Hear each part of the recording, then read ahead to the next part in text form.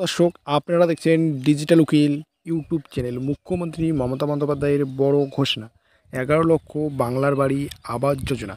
অর্থাৎ রাজ্যের মুখ্যমন্ত্রী মমতা বন্দ্যোপাধ্যায় বিরাট বড় ঘোষণা করলেন। কেন্দ্র যদি ঘরের টাকা না দেয়, অর্থাৎ বাংলার বাড়ির টাকা না দেয়, অর্থাৎ আবাস যোজনার টাকা না দেয়, সেক্ষেত্রে রাজ্য সরকার দেবে, অর্থাৎ 11 লক্ষ বাড়ির টাকা দেবে রাজ্য সরকার। বড় ঘোষণা করলেন রাজ্যের মুখ্যমন্ত্রী মমতা বন্দ্যোপাধ্যায়। অর্থাৎ 1,20,000 টাকা সরাসরি 3টি কিস্তিতে প্রাপকের ব্যাংক অ্যাকাউন্টে সরাসরি ক্রেডিট হবে বললেন রাজ্যের মুখ্যমন্ত্রী মমতা বন্দ্যোপাধ্যায়। আজ মুখ্যমন্ত্রী মমতা বন্দ্যোপাধ্যায় বিরাট বড় ঘোষণা করলেন। 11 লক্ষ বাংলার বাড়ি আবাস যোজনা দেওয়ার ঘোষণা করলেন রাজ্যের মুখ্যমন্ত্রী মমতা বন্দ্যোপাধ্যায়।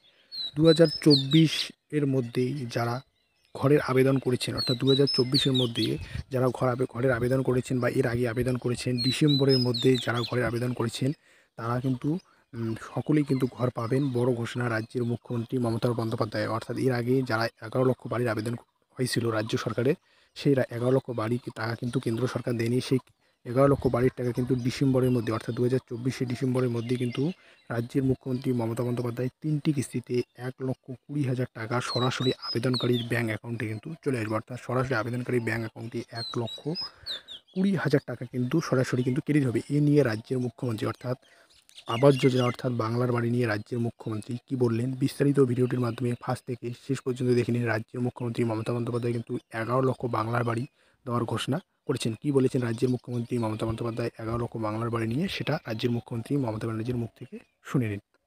হয়ে গেছে, আমরা 43 লক্ষ লোককে বাড়ি করে দিয়েছি।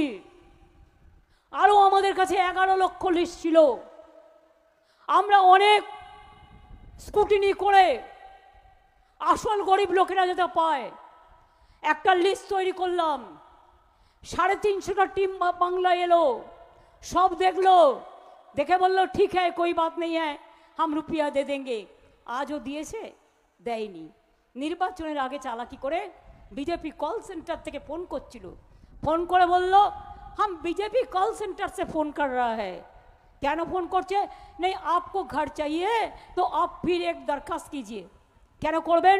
যে 11 লক্ষ লোকের নাম অলরেডি আছে তাদের লিস্টে, মনে রাখবেন আমরা ডিসেম্বর মাসে তাদের প্রথম কিস্তি দিয়ে দেবো 60,000 টাকা, এবং নেক্সট বছরেও তাদের যেই শেষ হয়ে যাবে 60,000 টাকা আবার 60,000 টাকা দেবো।